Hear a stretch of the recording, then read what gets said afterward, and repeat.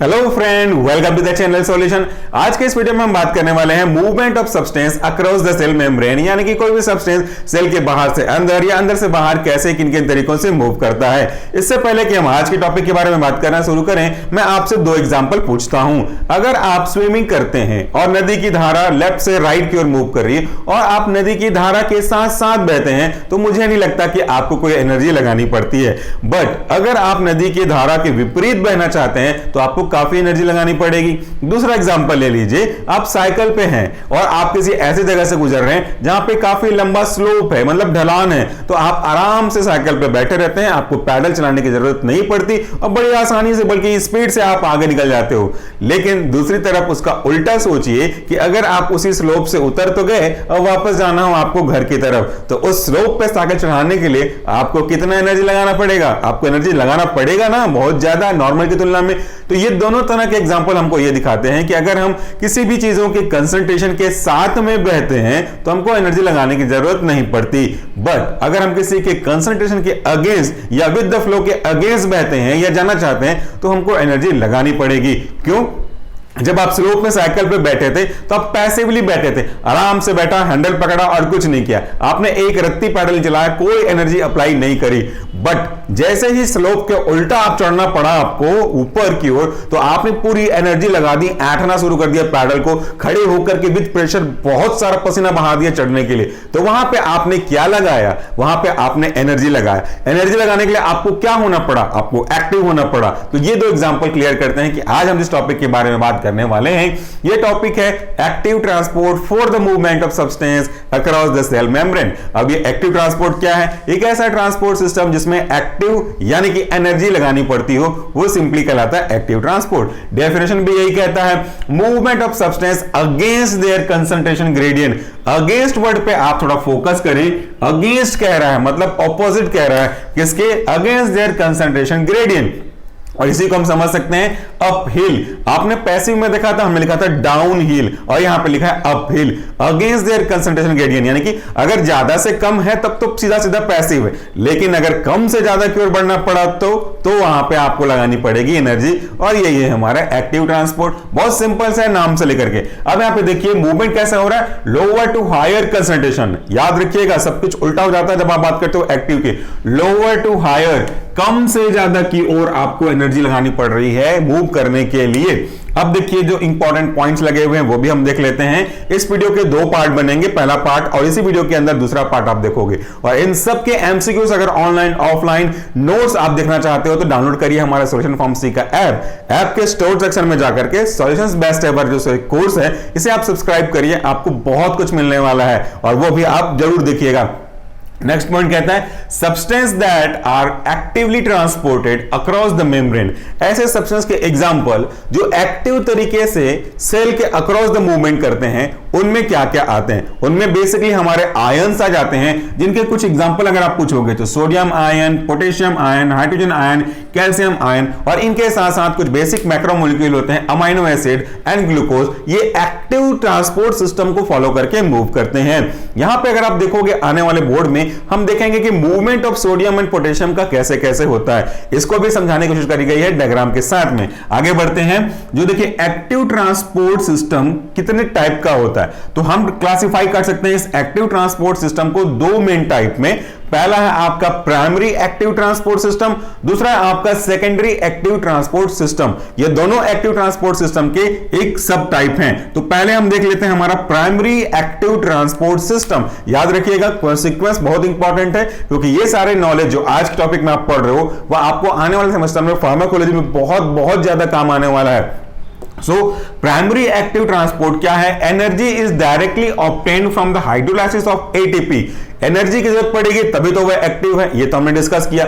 लेकिन ये एनर्जी आएगी कहां से? मुझे बॉडी को अगर एनर्जी चाहिए, एक जनरल एग्जांपल की बात कर रहा हूं, एक लेमैन के हिसाब से बात कर रहा हूं, तो मुझे खाना खाना पड़ेगा। खाना खाने के लिए मुझे खाना बनाना पड़ेगा, खाना बनाने के लिए मुझे रॉ मटेरियल यूज करना पड़ेगा, और इन सब को यूज करके जो आप अपने लिए खाना बनाते हो वो आपके सेल ऐसे के ऐसे यूज नहीं कर पाएंगे, उसको बेसिक बायोकेमिकल रिएक्शन से गुजरना पड़ेगा, उससे उनको एनर्जी लिबरेट होगी, जनरेट होगी और वो यूटिलाइज करेंगे। सो यहां पे एक्टिव ट्रांसपोर्ट में तो एनर्जी जरूरी है। तो ये जो एनर्जी है वो मिलता कहां से है, अगर आप बात कर रहे हो प्राइमरी एक्टिव ट्रांसपोर्ट से, तो ये एनर्जी मिलता है हाइड्रोलाइसिस यानी कि वाटर मॉलिक्यूल का ऐड होना, ब्रेक होना, किसके, एटीपी। एटीपी बहुत जरूरी है, आपने सुना होगा एडेनोसिन ट्राइफॉस्फेट, इसके हाइड्रोलाइसिस से एनर्जी मिलती है और इसी एनर्जी को यूज करके वो अगेंस्ट द कंसंट्रेशन किसी सब्सटेंस को, आयन को, ग्लूकोज को, अमाइनो एसिड को मूव करने में मदद करते हैं। भैया सोचिए जरा, आप 5 दिन से 6 दिन से कुछ खाए नहीं हो, क्या आपकी बॉडी में एनर्जी है?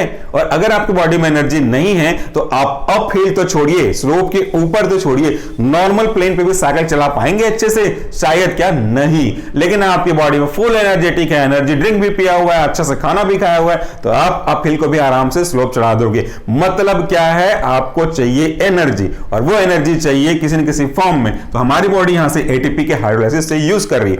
आगे देखो, ट्रांसपोर्टर प्रोटीन और कॉल्ड पंप, एक ऐसे प्रोटीन जो कि ट्रांसपोर्ट करने का काम करते हैं, इन्हें हम पंप कहते हैं। अब बहुत बड़ी चीज है यहां पे, भले सिंपल सा वर्ड है पंप, लेकिन है बड़े काम का। देखिए, ट्रांसपोर्टर प्रोटीन, पिछले सेक्शन में हम देखा था कि ट्रांसपोर्टर ऐसे सब्सटेंस होते हैं जो मॉलिक्यूल को अपने साथ लेके पकड़ते हैं, अपना शेप चेंज करते हैं, लिबरेट करते हैं सेल के अंदर में, फिर वापस आ जाते हैं। तो ट्रांसपोर्टर जो है वो प्रोटीन से बेसिकली बने हुए होते हैं। और इस तरह के ट्रांसपोर्टर मतलब ट्रांसपोर्ट करने वाला, और ट्रांसपोर्ट मतलब एक जगह से दूसरी जगह। हम बात कर रहे हैं सेल के, तो सेल के अंदर से बाहर या तो बाहर से अंदर, इसको फैसिलिटेट करने वाला इज सिंपली कॉल्ड ट्रांसपोर्टर। और इसे हम क्या कहते हैं? इसे हम कहते हैं पंप। पंप मतलब क्या होता है? आपके घर में पंप है, जब कभी भी आप नीचे के पानी को यानी कि बोरवेल्स को ऊपर चढ़ाना चाहते हो सिंटेक्स की टंकी पे, या ऊपर गोभी टंकी रखी होगी उस पे, तो आप अपना मोटर चालू करते हो, तो वो पानी नीचे से ऊपर जाता है। और जगह, जैसे मैंने पहले भी एग्जांपल दिया था, अगर टंकी भरी हुई है सिंटेक्स की छत के ऊपर और आपको अपने बेसिन पे, बाथरूम पे पानी चालू करना है, तो आप जब टैप को खोलते हो और पानी अपने आप आ जाती है, वहां पे क्या आपको पंप चालू करना पड़ता है? नहीं ना। तो पंप क्या हुआ?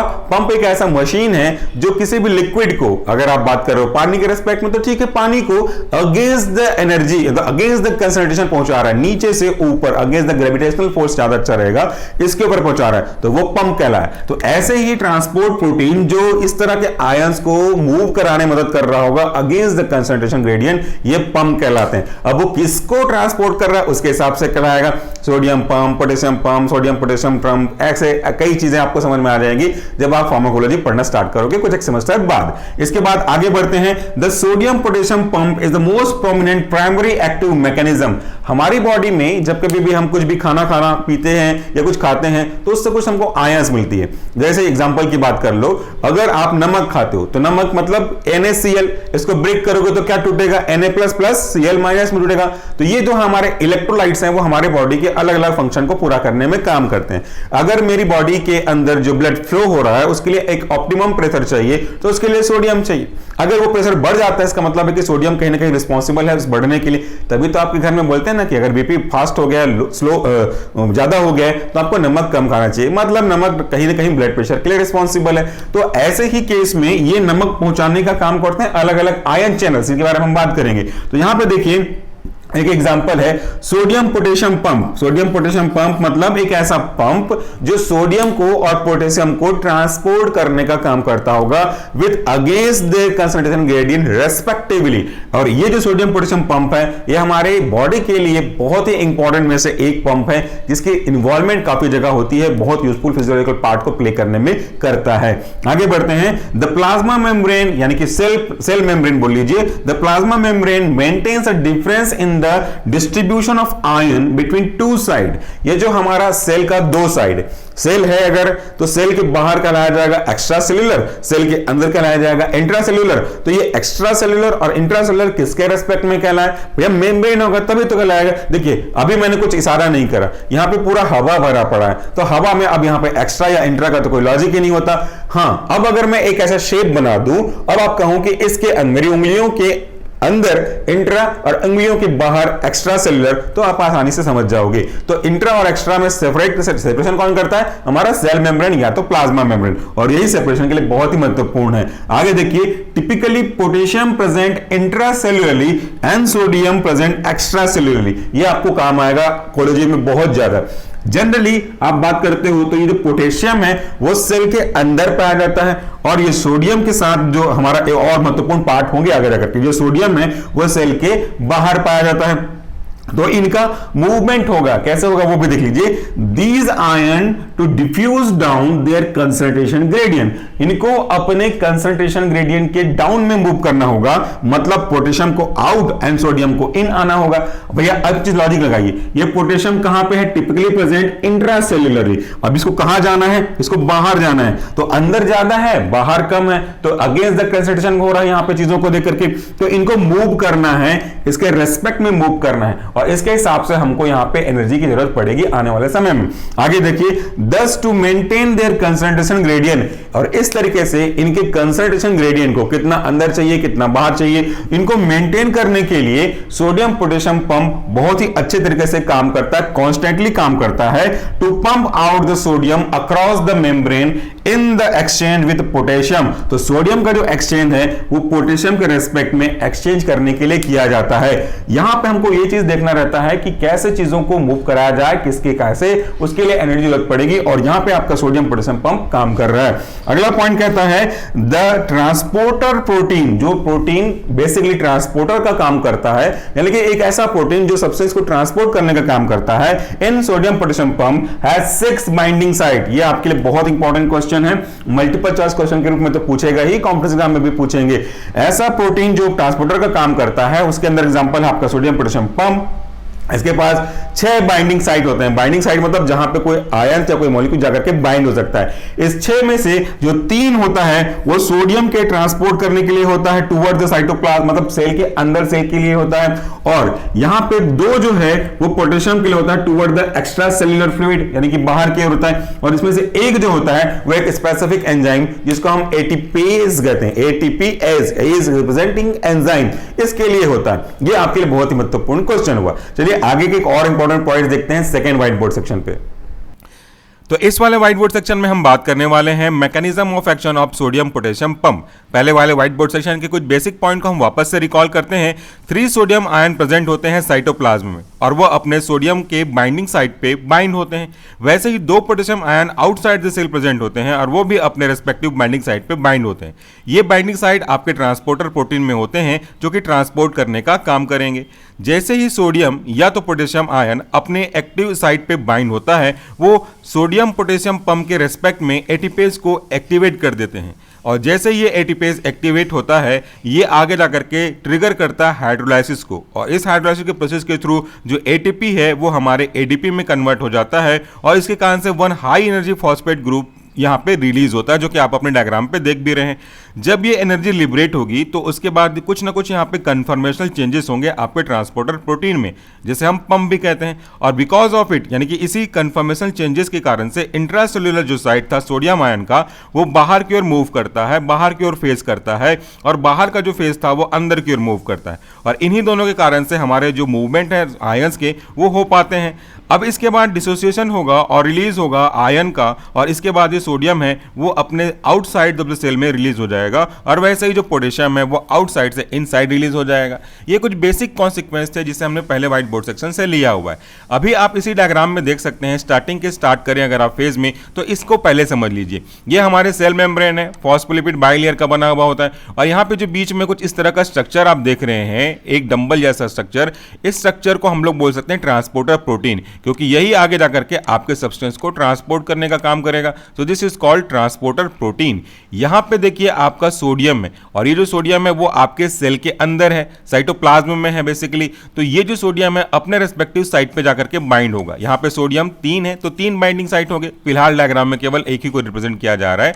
तो ये सोडियम अपने रेस्पेक्टिव बाइंडिंग साइट पे बाइंड हुआ, और इसके बाइंड होने के बाद आगे देखिए यहाँ पे बेसिक एक एंजाइम जो है जिसको हम लोग बोलते हैं एटीपेज, वो एक्टिवेट हो जाएगा, और इसके कारण से ट्रिगर होगा, और ट्रिगर होने पे एटीपी जो था एडेनोसिन ट्राइफॉस्फेट, वो एडेनोसिन डाइफॉस्फेट में कन्वर्ट हो जाएगा, और इसके कारण से बेसिकली प्रोटीन के में एक फॉस्फोराइलेशन होगा, और उसका एक कन्फर्मेशन यानी कि स्ट्रक्चरल चेंजेस नजर आ जाएगा। तो यहां पे लिखा हुआ है protein phosphorylation and conformation changes. इसके कारण से जो थोड़ा बहुत चेंजेस था आपके स्ट्रक्चर में वो होने लगेगा, और एक high energy phosphate molecule add हो जाएगा।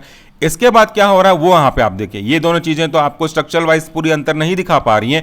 अब इस वाले डायग्राम पे देखिए दिस वन, यहाँ पे आप देख सकते हैं कि जो हमारा ट्रांसपोर्टर प्रोटीन था इसका स्ट्रक्चर भी पूरी तरह से चेंज हो गया। और ये चेंज क्यों हुआ? क्योंकि जब सोडियम में पोटेशियम बाइंड होते हैं और उनके कारण से एटीपीएस एक्टिवेट हो जाता है तो उनमें कन्फॉर्मेशनल चेंजेस होते हैं। अब इसके कारण से जो हमारा सोडियम सेल के अंदर था वो रिलीज होकर के देखिए बाहर चला जा रहा है। यहां पे लिखा भी है release of sodium outside of the cell. अब अगला प्रोसेस क्या कहता है?